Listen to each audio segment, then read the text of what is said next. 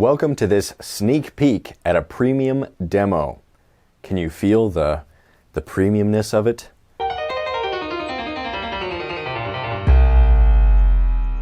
For this assignment, we're sculpting a realistic skull, a life-size realistic skull, and in this video I'm going to show you the first step that'll get us about 15% of the way there. We'll be building an armature and creating an accurate block-in of the skull. In the premium course, I'll continue these demos and take you all the way through the process to get a finished sculpture.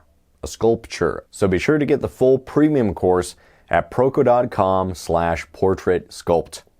All right, let's get into it. For the materials to build the stand, I'll be using a board with a floor flange, an electric power drill with a small drill bit, as well as a Phillips head attachment and some number 8 screws for securing the floor flange onto the block of wood.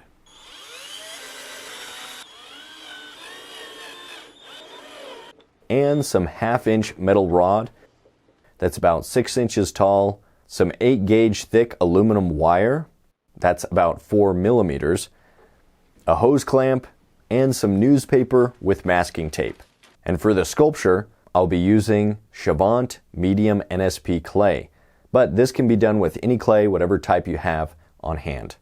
I also have this small skull that I'll be using as a reference. Take 2 pieces of the thick aluminum wire and bend out a loop on each piece and align them with the metal rod.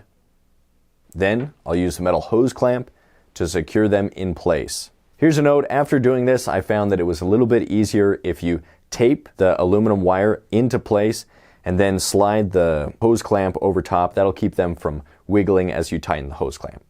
Here's what it looks like at this stage. Next, fill the inside with newspaper. This will help us to save some clay. If you want to save even more clay, try to get the basic shape of the proportions down in this paper and wire armature. I think of it as kind of a block-in for the skull. The aluminum wire helps it stay in specific shapes as I capture the outlines for the Bodem method type armature. We'll cover block-ins in depth in a future lesson, but this is a look at the Bodem method block-in that I'll be going for in this video. Some masking tape will help keep things in place, but it doesn't have to be entirely covered. Once the armature is made, we can add a layer of clay to build off of. We can do this by simply pressing out a flat piece of clay and then applying this to the armature. Because I'm doing a larger skull, I want to press out large, flat pancakes of clay and then press them securely onto the surface of the armature. It helps if the clay is warm and soft during this stage of the sculpture. Where 2 pieces of clay meet, I'll take some time to spread it out with my fingers to make sure that there's a good attachment. We'll want to start with a block-in form that's smaller than the finished sculpture will be. We can then add on the features to this primary form. Take your time to make this head look accurate and symmetrical from side to side. At first you can see how uneven the sculpture is. It looks kind of ugly, honestly, hideous. But it will give us something to build on top of. Before moving to the high points, I'm just going to take some time to press in some eye sockets into the clay.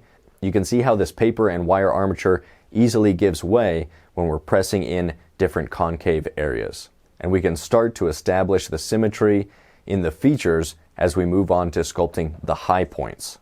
I'll also add some clay to support the neck of the armature and press in the clay towards the back of the skull so the armature doesn't get in the way of that flat bottom plane of the skull. I'm going to also press in the sides of the skull so that the armature is out of the way. Here's what it looks like at this stage. A center line will help us to start to lay in the features. Now it's time to lay in the high points of the skull, starting with the side profile, and we'll build right on top of that center line that we've drawn. I'm going to start with the forehead, but I need to establish the ridge of the nose, the transition from the brow line to the nose. Also giving an indication of the anterior nasal spine will show us where the nose ends.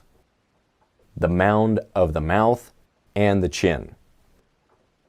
And there we have the features along the front plane of the face. Don't forget to add in some clay to the back of the head as well to make sure that the outline looks good from the side view. Remember that beginners tend to make the back of the skull too small.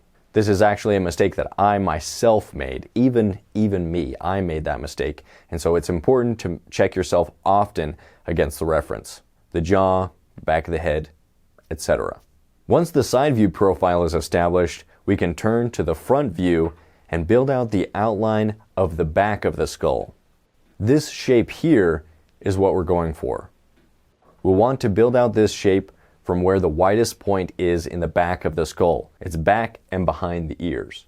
Here you can see how I've marked out with red tape on this skull those high points that I'm looking for. Once one side is in place, I'll look at it from above to draw a guideline that's perpendicular to that center line that runs from front to back, and then I'll add that line of clay on the other side. Now that we have these wide points from the side as well as the front view, we can start to add the other high points of the facial mass. These will include the cheekbones or zygomatic arches that run from the middle of the nose area back towards the ear. Check your reference to make sure that the cheekbones look right from the side as well as from above.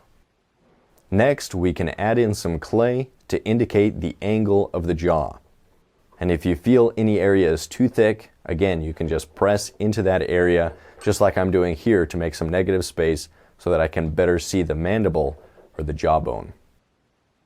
Here's what it looks like at this stage. Before moving on, I'll make sure that these high points I've established are looking right, so I'm going to clean them up a little bit with the flat of this butter knife blade. From the side view, you can see that I made the classic beginner's mistake of making the facial mass too large compared to the back of the head. So I'll take some clay and add it to the back. Here you can see the skull placed in front of the sculpture to check the accuracy of that profile. And I'm noticing a few areas that look off, so I'm going to take a second to clean those up. Once we're at this stage, with an armature that's covered in clay and an accurate block-in with the guidelines and high points established, we're about 15% of the way finished. Okay, that's end of part 1 of sculpting a realistic skull. For every assignment, I'll show you guys how I approach each assignment. There's additional lessons. We're going to dive deep into the anatomy of the head, of the facial features. We're going to talk about the bones. We're going to talk about the muscles. We're just going to immerse ourselves in portraiture. And you're going to learn a lot, especially if you do the assignments. I'll even go so far as to say that those that watch these free videos and actually do the assignments will learn more than those that purchase the full premium course and don't actually do the assignments. So be sure you grab some clay and sculpt. If you found this video helpful, be sure to like it, subscribe to the channel, leave a comment below, anything that you'd like to see in the future. Stay creative, stay productive. Check out the premium course, proko.com/portrait sculpt. And I'll see you in the next one. Gong gong.